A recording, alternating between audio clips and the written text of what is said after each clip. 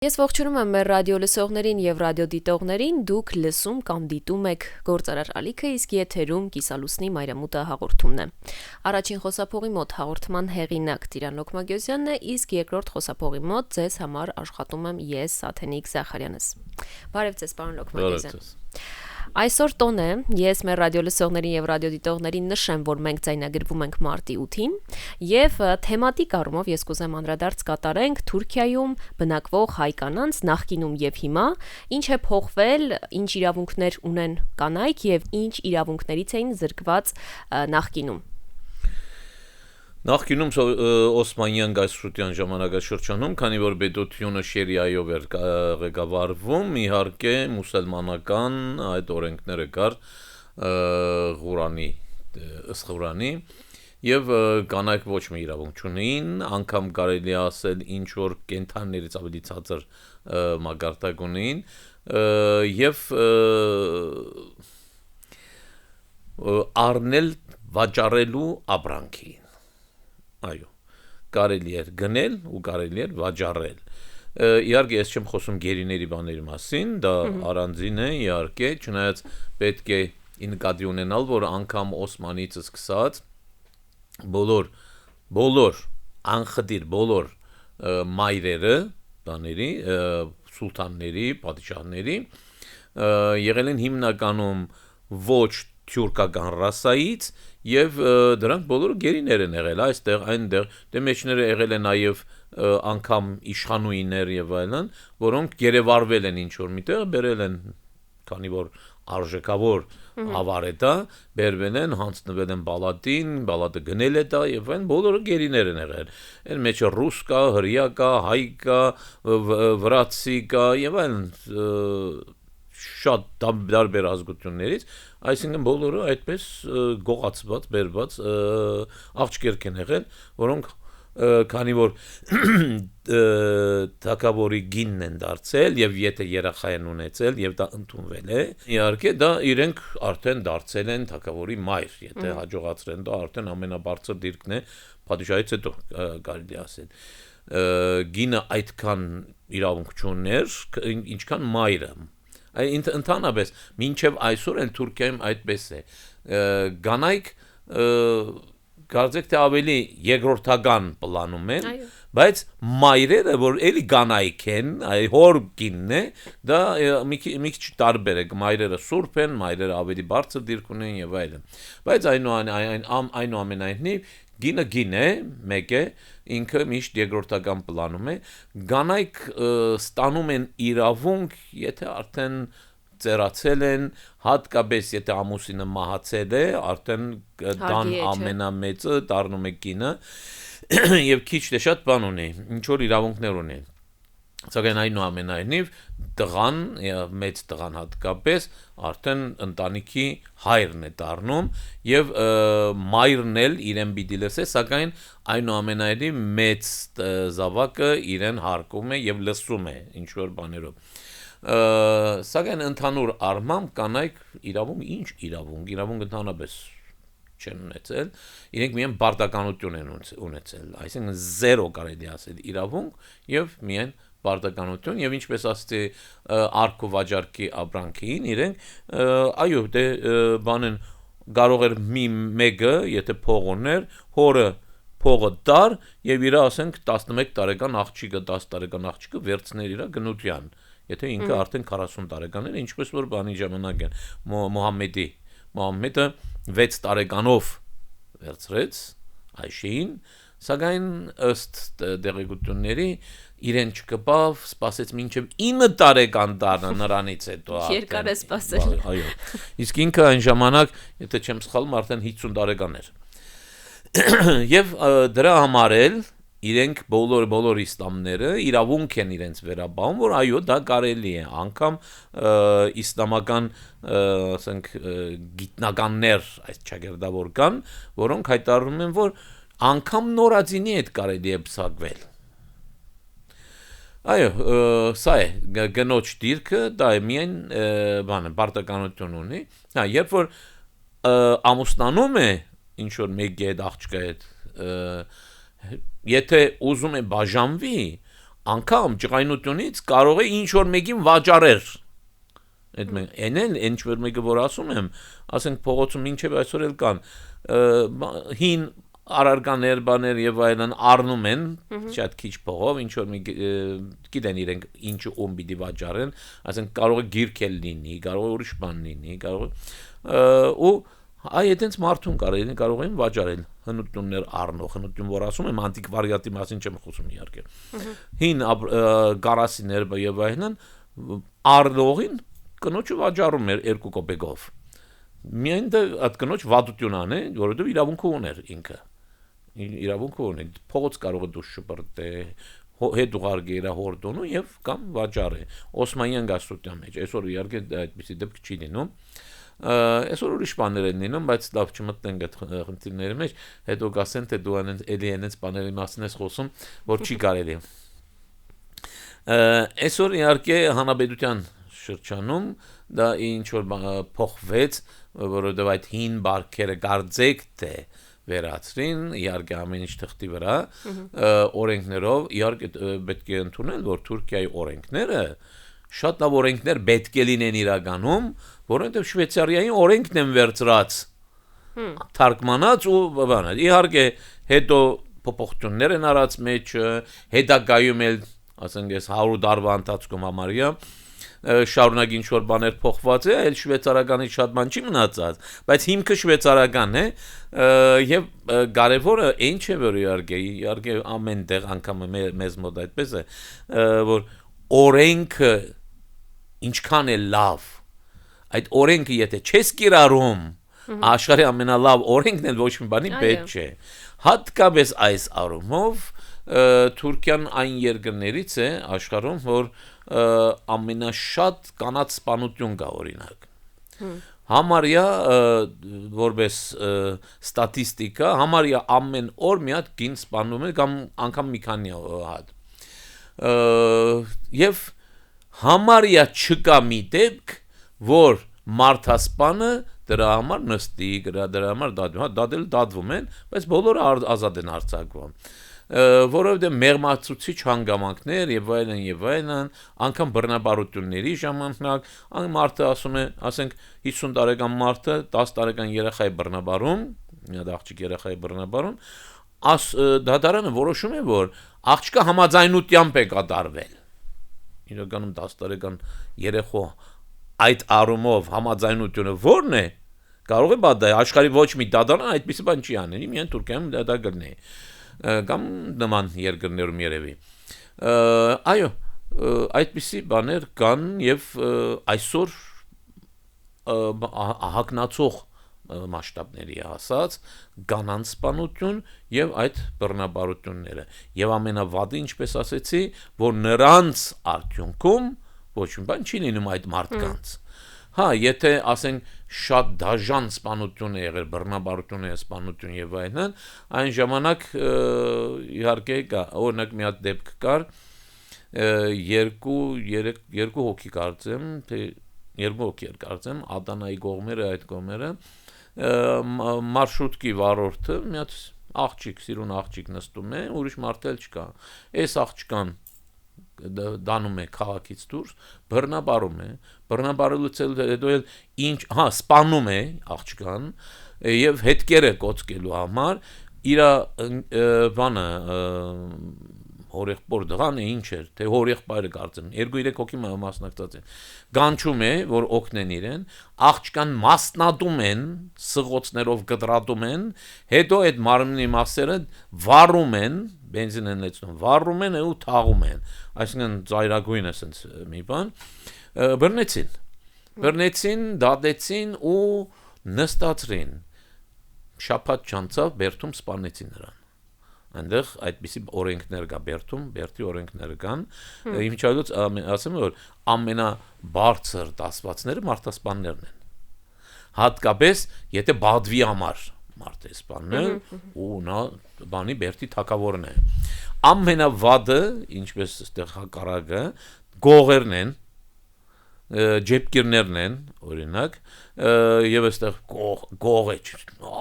գող դղա է եւ այլն որ ասում են, այնտեղ եթե մեկին գող ասես, շատ մեծ վիրավորանք է, կարող է մարդը սպանություն լինի, եթե մեկին գող ասես։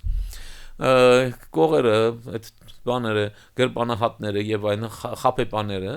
եւ այլն, իսկ հատկապես մանկահասակ երեխեքին, աղջիկերքին, բռնաբարողներին չեն թողնում, միանգամից սպանում են այնտեղ։ Եվ դա ինչ է, երբ որ բանը ոստիկանը բերում անցնում է, ներս է մտցնում իրեն, ասենք մի 20-30 հոգի մի սենյակում մի տեղ են ապրում, ասում է փեսա եմ բերել։ Եթե փեսա ես բերել, ուրեմն վերջ, այդ գիշերը ինքը չի ապրում արդեն։ Տեղն ու տեղը սպանում են իրեն։ Դա է օրենքները։ Բայց պետք է նաև ընկնի այդ մարդը բերդ։ Հիմա խնդիրը այն է, որ ոչ մեկին չեն նստացնում արդեն, հա, 1000-ից 1, այսպեսի մի դեպք պիտի լինի, որ ամբողջ երկիրը ոտի կանգնի, այն ժամանակ գուցե։ Սակայն կան դեպքեր, որ ասենք նախկին ընկերը կամ նախկին ամուսինը բաժանվել են եւ այլն, սպառնում է կնոջը։ Այս կինը քանի անգամ գնում է ոստիկանության, ասում են դե ոչինչ, բան չի եւ այլն, ու մարդը գալիս է սպանում է իսկապես վերջում։ Հետո ասում եմ, լավ, այս մարդուն ինչի չպաշտպանեցիք։ Դե այս էր պատճառը, դեն փորձեցինք, չգիտես ինչ արեցին եւ այլն, խնդիր չկա։ Եվ դա ընդունվում է իմիջիալոց որպես բադվո սպանություն։ Եթե գինը բաժանվել է, այսինքն մարդիկ բաժանվել են, կամ գինը դիմել է ու բաժանվել է, եւ ամանավանդ որ եթե գինը արդեն ուզում է նորից ամուսնանա, կամ եթե ընկեր ունի, ուրեմն այդ մարդը խանդի հողի վրա կարող է այդ կնոջը սպանել եւ մեղմացուցիչ հանգամանք է դա ընդունվում Թուրքիայում։ Անկամ դեպքեր կան, որ մանկամարդ աղջիկ 20 հոգու կողմից բռնաբարվում է, ոչ մեկին ոչ մի բան չեն անում, որովհետև հիմնականում բոլորն էլ հարգված մարդիկ էին, գործարար էին, չգիտես ինչ էին եւ այլն, կապեր ունեին, այդ աղջիկը այսպես մնում է, առանց ոչ մի բանի, այդ 20 հոգին էլ ազատ են արձակվում, ես բոլոր այս ասացներս կատարված դեպքեր են, այսինքն ինչ որ թեորիաներ չեմ հնարում, բոլորը կատարված դեպքեր են, դրանցից եմ խոսում ես։ Ինչպես ասեցինք, բայց բանից հետո հանրապետության շրջանում, հանրապետությունը հռչակվելուց հետո, այո, թղթի վրա կանայք ինչ որ իրավունքներ ստացան եւ այլն, գլխավոր իրավունքներից մեկը ինչ է, ընտրելու իրավունքը, ընտրելու եւ ընտրվելու իրավունքը։ Իմիջիայլոց դա արդեն 30-ական թվականներին էր, Աթաթուրքի ժամանակ էր, Աթաթուրքի այդ ռեֆորմներից էր, հետաքրքիր է, որ այո, իսկապես Թուրքիայում ընտրելու իրավունք ստացան կանայք, երբ աշխարհի շատ երկրներում, անգամ արևմտյան երկրներում, կանայք դեռ ընտրելու իրավունք չունեին, օրինակ Շվեյցարիայում։ Շատ հետաքրքիր է։ Իրենք շատ ավելի ուշ ստացան եւ կան երկրներ, որ ասենք փուլ առ փուլ գնաց այդ բանը։ Հասարակության ինչ որ մի մաս կանայք իրավունք ունեին, կամ ընտրելու իրավունք ունեին, ընտրվելու իրավունք չունեին եւ այլն, սակայն Թուրքիան միանգամից դա արեց, իհարկե սկզբնական պարլամենտում ինչքան ես հիշում եմ, ոչ մի կին էլ չկար իհարկե, հետագայում, բայց կամաց բան եկան, ի հայտ եկան։ Սրանցից մեկը իմիջիայլոց Սաբիհա Գոկչենն էր, որի մասին մենք խոսել ենք, Աթաթուրքի հոգեզավակը, որը իրականում հայ երեխա էր, որի մասին ես հոդված էի գրել Թուրքիայում, հրանտներ ինչ որ մի բաներ գրեց, անունն էլ ավերացրեց եւ շատ վատ եղավ իհարկե, որովհետեւ բոլոր ֆաշիստները բաները սկսան հարձակումներ, որը ցույցեր, մույցեր եւ այլն, խնդիրը այն է, որ Սաբիհա Գոկչենը այն թուրք գնոջ ժամանակագից թուրք գնոջ գերբարն էր, իդոլ էր, որովհետև ինչի, որովհետև կրթություն էր ստացել, միշտ Աթաթուրքի կողքն էր, Աթաթուրքը իրեն միշտ կողքն էր բաղում եւ օդաչու էր, աշխարհի առաջին գին եւ առաջին գին ռազմական օդաչու եւ իրեն որպես օրինակ էին ցույց տալիս, տեսնում եք, մոդեռն թուրք գինը այսպես է լինում, միանգամից ջարդես այդ ամեն ինչը, ասես թե այդ ձեր մոդեռն թուրքինը իրականում թուրքին չէր, այլ հայեր, իհարկե դրա համար շատ ուժեղ էր այդ հարվածը թուրքերի համար։ Իհարկե Օսմանյան ժամանակաշրջանում էլ եղել են կանայք, կան անուններ, որ փորձել են իհարկե ինչ-որ բան անել, սակայն իհարկե հեշտ չէր, շատ դժվար էր, իհարկե պետք է ընդունել, որ Եվրոպայում, Ամերիկայում էլ այդպես էր, կանայք համալսարան գնալու իրավունք չունեին, առաջի կանայք, որ համալսարան էին մտնում, շատ դժվար էր իրենց համար, կամ առանձին էին նստացնում, բաներ էին անում, չէին թողնում ինչ-որ բաներից օգտվի, Թուրքիայում էլ հատկապես Օսմանյան ժամանակաշրջանում եղել է, սակայն այնուամենայնիվ եղել են նաև կանանց շարժումներ, կանանց իրավունքների հետ կապված, բայց այս ամեն ինչը այդ կանացի իրավունքների հետ կապված այդ շարժումները, բաները, դրա մեջ հիմնականում գլխավոր դերը կատարել են ոչ թուրք կանայք եւ հայերը, Զաբելեսայան եւ այլն, Սրբուի Մարկ, օրինակ, դրանք նշանավոր են, անգամ թերթ, ժուրնալ եւ այլն են հրատարակել այն ժամանակ կանացի, եթե բան գնա, եթե հետաքրվող կա, կարող են ազգային գրադարան գնան կամ ինտերնետով նայեն, թվայնացված է դրանց այդ բաների մեծ մասը, բարբերականների եւ հին գրքերի, այնտեղ կարելի է գտնել, ժուրնալ են հրատարակել, թերթ են հրատարակել եւ այլն, իհարկե հիմնականում նրանք են արել հայերը, հերյաներ էլ կան իհարկե մեջը, մի հույն էլ կա, բայց մի երկու դել թուրք է մասնակցել, դարձել է թուրք կնոջ բանը իրավունքների պաշտպան։ Իհարկե մյուս բանը ոչ մուսուլման կանայք այդպիսի խնդիրներ չեն ունեցել, ոչ հայկինը, ոչ հույնը, ոչ հրյան եւ այլն, իրենց կենցաղով, իրենց մշակույթով ապրել են, միայն թուրք կիններ, որ անգամ չադրա պետք է ակնեն, իմիջիալոց պետք է ասել, որ օրինակ Հալիդե Ադվարը նա իրականում ֆաշիստ իտալական մի կիներ, սակայն այն ժամանակ դեռ Օսմանյան ժամանակ, այո, Օսմանյան գայսրության ամենագրթված, ամենաժամանակագից կանանցից մեկներ եւ այն ամերիկյան կոլեջ էր գնացել, շատ լավ անգլերեն գիտեր, հետո Աթաթյուրքին հետ փորձեց ինչ-որ բաներ, Աթաթյուրքը սրաները անգամ վատ վիճակում հայտնվեց, ամուսիններով փախան, Ադնան երկրից դուրս փախան, Գոմիդասի հետ էլ ինչ-որ մոդեր ինքը, այսինքն համերգներին գնում էր, Գոմիդասին հրավիրում էին իրենց տունը, երբ որ հավաքույթ էին անում, միայն ինքը չէ իհարկե նաև իտալականները ընդհանրապես այդպես, բայց պետք է ասել, որ այդ կինը այնուամենայնիվ կարծեք թե մի ամերիկացի էր Թուրքիայում ապրող, այնուամենայնիվ գլուխը փակ էր ման գալիս, իրավունք չուներ, եթե գլուխը բացեր, մազերը բացեր, լավ չէր լիներ իր համար, այսինքն քրիստոնյաները իրավունք ունեին, սակայն մուսուլման կինը իրավունք չուներ։ Օրինակ մի ուրիշ բան թատրոնը, թատրոնը Թուրքիայում հայերն են սկսած եւ ինչքան էր երևի մի 50 տարի հայերը սկսելուց հետո առաջի թուրքական թատրոնն է սկսած, իմիջիայել դա էլ հայի կողմից հիմնադրված Գյուլլի Հակոբ Վարդովյանը եւ լիքը հայ խաղացողներով, հայ արտիստներով իհարկե թուրքերը էլ սկսան մասնակցել այն ժամանակ, սակայն կանայք էլի իրավունք չունեին։ Ստացվում էր կամ դղամարդիկ էին խաղում այդ դերերը, կամ էլ քրիստոնյա կանայք էին խաղում, հայերը ճանաչված էին այն ժամանակ հայ կանայք։ Առաջի գին թուրքը, որը խաղաց բեմի վրա, գախտնի գդարվեց սա, հետո իմացան, ահագին խնդիրներ եղավ եւ այն դրանից հետո գամած, իհարկե արդեն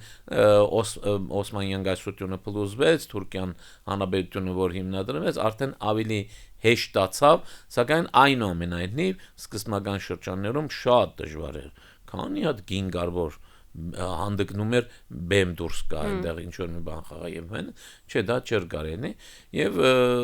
Օսմանյան գասության ժամանակ ընդհանրապես ինչպես ասեցին հետո կամած հանրապետության շրջանում ավելի ընդհանրացավ այդ բաները այսօր ամեն ինչ էլ գա իհարկե սակայն այնուամենայնիվ պետք է նայել ժողովրդի կարելի ասել 2/3-ը գոնե մինիմում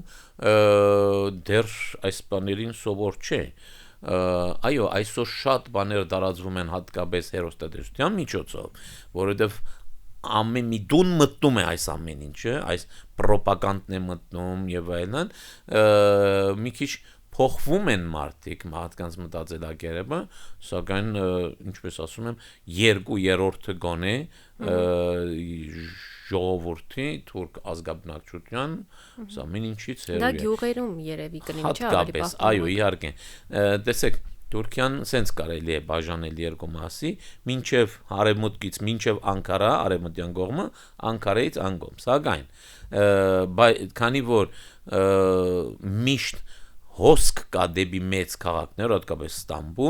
Ստամբուլում թաղամասեր կան որ այդ թաղամասը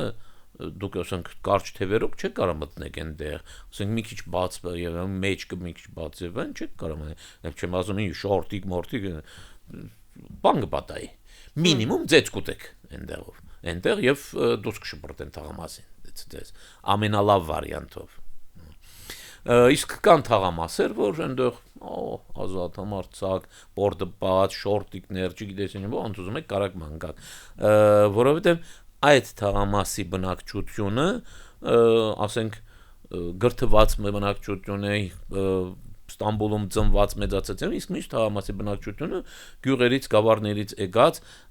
գիտեք այդպիսի գետոներ կան գուցե չունեմ գետոն մի քիչ տարբեր հասկացություն է սակայն